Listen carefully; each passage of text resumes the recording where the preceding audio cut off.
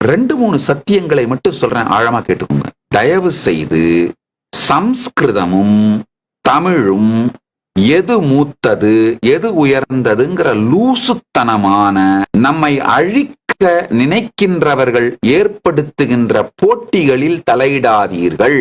என்னை பொறுத்தவரை சம்ஸ்கிருதமும் தமிழும் வேற வேற மொழின்னு சொல்றதே தப்பு. இரண்டுமே ஒரே மொழிதான், வேற வேற காரணங்களுக்காக யூஸ் பண்ணப்பட்ட டயலக்ட்ஸ், அவ்வளவுதாங்க.